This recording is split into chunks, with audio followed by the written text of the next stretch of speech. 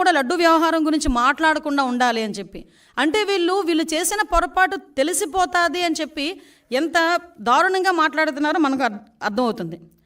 అరే మీకు డిక్లరేషన్ ఇస్తాము, డిక్లరేషన్ తీసుకొని మీరు వెళ్ళాలి, అందులో తప్పే ఉంది.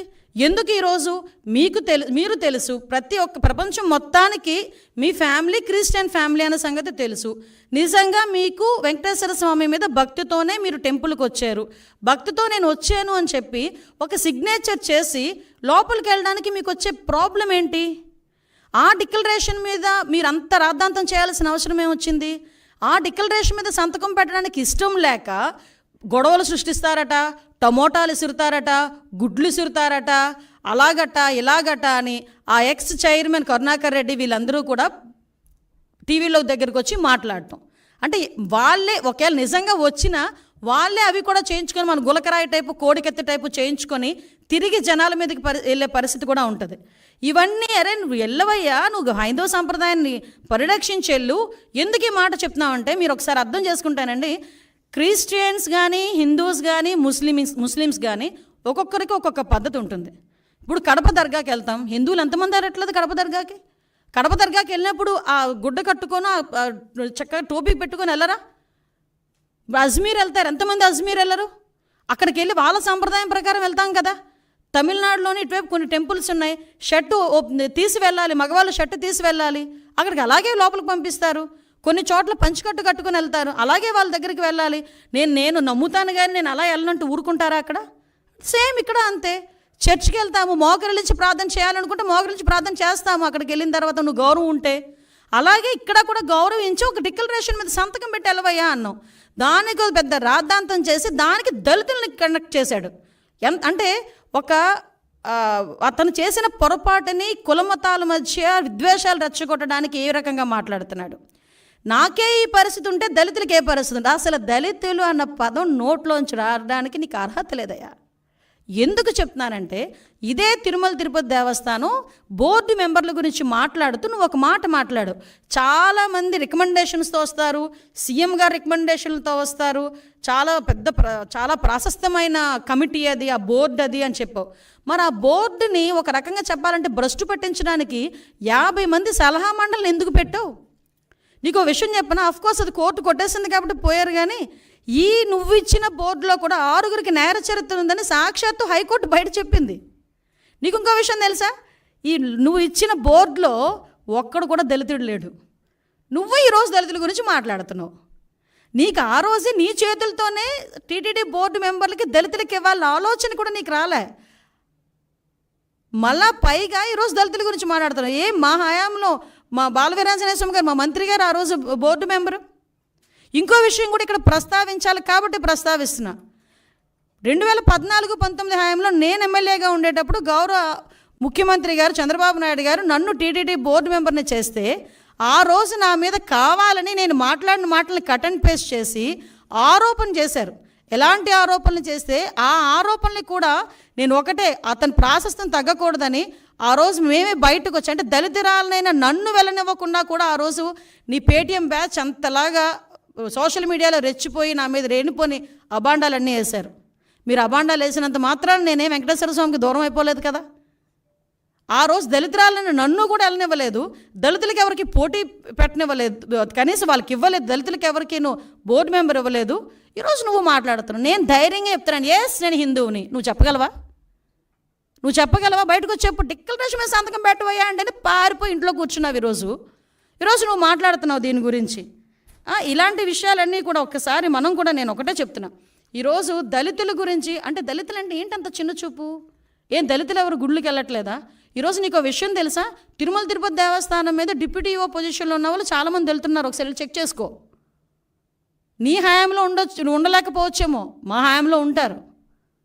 ఎందుకంటే మాట్లాడితే మానవత్వం అన్న పదం సిగ్గుపడుతుందయ్యా జగన్మోహన్ రెడ్డి, నీ నోట్లోంచి ఆ పదం వస్తే. నువ్వు మానవత్వం గురించి మాట్లాడేటప్పుడు వెనకతలు పిక్చర్ వేసుకో. మీ బాబాయ్ హత్య, గొడ్డలిపోటు గురించి ఒక పిక్చర్ వేసుకో, అప్పుడు మానవత్వం గురించి మాట్లాడదు. కానీ వెనకతను ఇంకో పిక్చర్ వేసుకో. నీ చెల్లి వీధి ఢిల్లీ గల్లీ తిరిగిన పొజిషన్ గుర్తుపెట్టుకో. మానవత్వం గురించి నువ్వు మాట్లాడేటప్పుడు షర్మిల ఈరోజు రోడ్డుకి ఎందుకు మీకు వ్యతిరేకంగా మాట్లాడుతుందో ఒక్కసారి ఆలోచించు. మానవత్వం గురించి ఆలోచించేటప్పుడు నీ తల్లి ఏం చేస్తుందో ఒక్కసారి ఆలోచించు. నువ్వు మానవత్వం గురించి మాట్లాడతావు. మన సెక్యులరిజం, ఏమి సెక్యులరిజము? అందుకేనా సార్వభౌమత్వాన్ని గురించి, సెక్యులరిజం గురించి నువ్వు మాట్లాడతావు. ఇదేం దేశం మాట్లాడు. అసలు నిజంగా చెప్పాలంటే నిన్న ప్రెస్ మీట్ తర్వాత ఇదేం దేశం, ఇదేం మతం, ఇదేంటి అని మాట్లాడావు. దేశద్రోహం, దేశ బహిష్కరణ కింద నిన్ను బయటకు పంపించేయాలి. అఫ్కోర్స్ నువ్వు ఎలాగో వెళ్ళిపోదావు నిర్ణయించుకున్నావేమో కాబట్టి ఇలాంటి మాటలు మాట్లాడుతున్నావు. లాస్ట్ 5 సంవత్సరాలు చక్కగా సంపాదించి బయట పెట్టుకున్న బయట దేశాల్లో, ఇంకెలాగ ఇక్కడ ఉన్న వాళ్ళు బయటకు వస్తే తన్నేలా ఉన్నారని చెప్పేసి వెళ్ళిపోవడం రెడీ అయినట్టున్నావు. అఫ్కోర్స్ అందువల్ల నువ్వు ఆ మాట మాట్లాడుతున్నావేమో. నిజంగా దేశద్రోహం చట్టం కనుక ఉండుంటే నిన్ను ఆ కేసులో ఈరోజు బుక్ చేసేవాళ్ళని. దేశ బహిష్కరణ అన్నదే నీకు కరెక్ట్. భారతదేశంలో పుట్టి భారతీయుడిగా ఉండి ప్రపంచంలో ఏ దేశం వెళ్ళినా కూడా నేను భారతీయుడిని సగర్వంగా నాకు తలెత్తుకుని తిరిగే ప్రతి భారతీయుడు సిగ్గుపడేటట్టుగా భారతదేశంలో ఉండి అదే ఆంధ్రప్రదేశ్ ముఖ్యమంత్రిగా చేసే 5 సంవత్సరాలు ఈరోజు నువ్వు ఇదేం దేశం అని అడుగుతున్నావంటే నిన్ను దేశ బహిష్కరణ కాకుండా ఇంకేం చేయాలి? అది నీ తాలూకా దేశభక్తి. నువ్వు సెక్యులరిజం గురించి మాట్లాడతావు, మానవత్వాల గురించి మాట్లాడతావు. కాబట్టి నేను అడిగేది ఏంటంటే, ఇప్పటికైనా మళ్ళీ చెప్తాను, నేను ఎవ్వడూ ఆపట్ల. వెళ్ళు, ఈ రోజుకే వెళ్ళు. నువ్వు ఎప్పుడు వెళ్తానంటావో చెప్పు. మాజీ ముఖ్యమంత్రి హోదాలో, ఎమ్మెల్యే హోదాలో నీకు ఎలాంటి దర్శనం కావాలంటే ఆ దర్శనం ఇస్తావు. అజయ్ కలాం లాంటి వాళ్ళే డిక్లరేషన్ పెట్టేసుకెళ్ళారు. షారుఖ్ ఖాన్ వచ్చారంటే డిక్లరేషన్ పెట్టుకుని వెళ్ళారు. ఇందిరాగాంధీ గారు వచ్చి సోనియా గాంధీ గారు వచ్చి డిక్లరేషన్ సంతకం పెట్టుకుని వెళ్ళారు దర్శనానికి. వాళ్ళందరికీ నమ్మకం ఉండబట్టే వెళ్ళారు. నువ్వు డిక్లరేషన్ మీద సంతకం పెట్టి దేవుడు అంటే నాకు నమ్మకం ఉంది, ఆ దేవుడు అంటే నాకు అపారమైన గౌరవం ఉంది, ఆ దేవుడు తాలూకా గౌరవాన్ని కాపాడుతానని చెప్పి ఒక చిన్న డిక్లరేషన్ మీద సంతకం పెట్టి దర్శనానికి పో. నేను వెనకైతే ఎంతమంది తీసుకెళ్ళి వాళ్ళందరికీ ప్రోటోకాల్ దర్శనం చేపిస్తాం. అంతే తప్పించి ఈరోజు నువ్వు ఇష్టం లేక, హిందుత్వాన్ని గౌరవించే సత్తా లేక, గౌరవించడం కూడా ఇష్టం లేక ఈరోజు తిరిగి మా మీద బురద జల్లడానికి ప్రయత్నం చేసే పరిస్థితి ప్రజలందరూ కూడా గ్రహించున్నారు. దయచేసి ఇలాంటి వాటి మీద పక్కన పెట్టి నువ్వు ఎప్పుడు వెళ్తానన్నా కూడా మేము చక్కగా మేమందరం వెల్కమ్ చెప్తాము.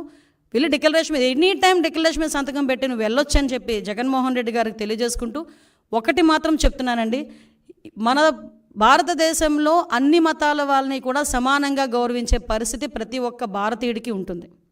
గౌరవించి తీరాలి. ప్రతి ఒక్క సంప్రదాయాన్ని గౌరవించి తీరాలి. హిందువులోని కూడా చాలా సాంప్రదాయాలు ఉంటాయి, ఆ సాంప్రదాయాలను కూడా మనం గౌరవిస్తాం. అటువంటి పరిస్థితుల్లో ఒక కలియుగ వెంకటేశ్వర స్వామి అంటే ప్రపంచంలోనే ప్రాశస్తమైన గుడి. చాలామంది మొక్కుబడులు ఏ రేంజ్లో తీర్చుకుంటారంటే, కొంతమంది ఎక్కడున్నా ప్లస్ కాలినడకన వస్తారు, కొండ మీదకి కాలినడకన ఎక్కుతారు, మోకాళ్ళ మీద నుంచి ఎక్కుతారు కొంతమంది. అంతమంది నమ్మకం ఉన్న, అంతమందికి ఆశీస్సులు ఇస్తున్న ఆ కలియుగ వెంకటేశ్వర స్వామి విషయంలో ఆ గౌరవాన్ని, ఆ ధర్మాన్ని పాటించకపోతే ఒకటేంటంటే ప్రజలు చూస్తున్నారు, ఆ దేవదేవుడు కూడా చూస్తాడు.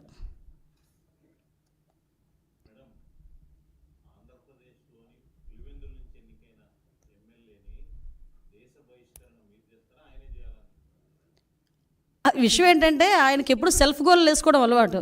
ఇలా మాట్లాడి ఆయనే తెచ్చుకున్నాడు దేశ బహిష్కరణ చేయాలి. నేను డిమాండ్ చేస్తున్న దేశ బహిష్కరణ చేయాలి ఇలాంటి వాళ్ళని. ఎందుకంటే ఏ దేశం ఇదేం దేశం అని మాట్లాడతాడండి. అసలు ఏదైనా ఒక దేశభక్తి గీతం వస్తే లేచి నుంచుంటాం అందరం. మన దేశం గురించి మనం చాలా ప్రౌడ్గా ఫీల్ అవుతాం. అటువంటిది ఇదేం దేశం అని మాట్లాడుతున్నాడంటే దేశ బహిష్కరణ. ఈరోజు ప్రజలందరూ కూడా దేశ బహిష్కరణ చేయాలి కంపల్సరీగా అలాంటి వాడిని.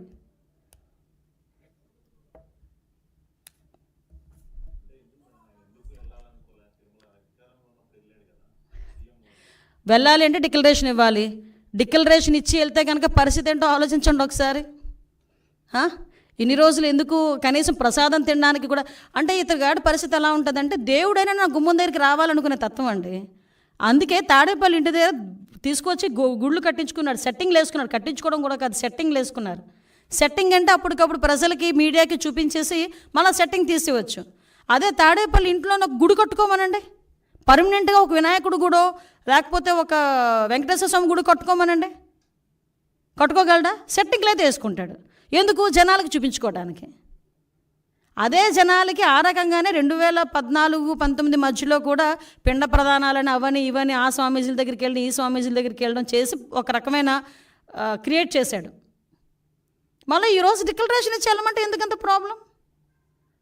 అతను డిక్లరేషన్ ఇచ్చి వెళ్ళడు అతను. ఎందుకంటే ఆ హిందుత్వం మీద అతనికి ఆ గౌరవం లేదు.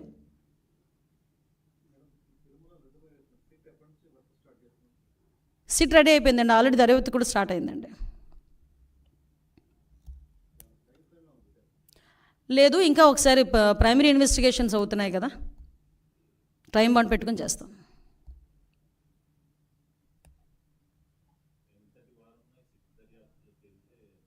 ఎలాంటి వారైనా ఏ పొజిషన్లో ఉన్నా ఈ సిట్టు దర్యాప్తులో కనుక తప్పు చేసాడు అన్న సంగతి తేలితే శిక్ష తప్పదు. ఎందుకంటే ఇది సెంటిమెంట్తో కూడుకున్న వ్యవహారం, ప్రజల మనోభావాలు, హిందువుల మనోభావాలతో కూడుకున్న వ్యవహారం ఇది. ప్రపంచవ్యాప్తంగా చాలామంది సెలబ్రిటీలు ఏమి జరుగుతుందన్న ఒక ఉత్కంఠతో చూశారు లాస్ట్ టైం. ఇప్పటికీ కూడా వాళ్ళు అదే భయాందోళనలో వాళ్ళు పెట్టే ట్వీట్లు కానీ ఇవన్నీ కూడా మీరు అబ్జర్వ్ చేయొచ్చు.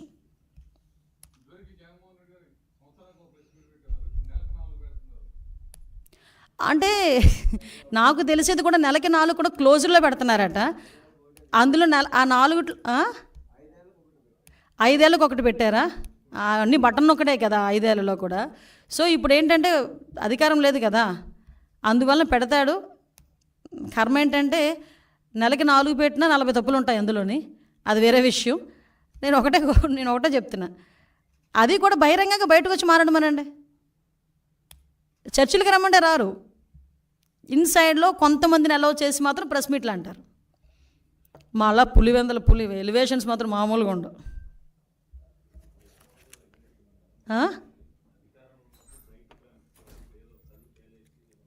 సింపతి అబ్బా, సింపతి యాక్టింగ్, అది మామూలు యాక్టర్ కాదు జగన్మోహన్ రెడ్డి.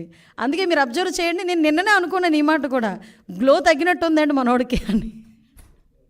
అప్పుడు మొదలు పెట్టేశాడు సింపతి యాక్షన్లు. 3 నెలలకే జనాల దగ్గరకు వచ్చి బేలగా కనిపించటం, పేలవంగా కనిపించడం, నీరసంగా కనిపించడం, ఇవన్నీ ఏంటంటే జనాల్లో అయ్యో పాపం అది అయిపోయింది. జగన్మోహన్ రెడ్డి ఆ టర్ము, ఆ టైము అన్నీ అయిపోయినాయి. ఇంక నువ్వు ఎన్ని ఆశాలు వేసినా జనాలు నమ్మే పరిస్థితులు అయితే లేరు.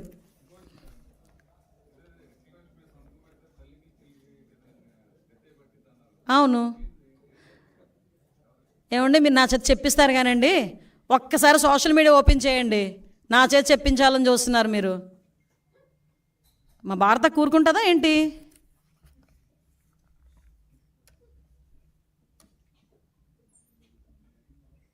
Okay done.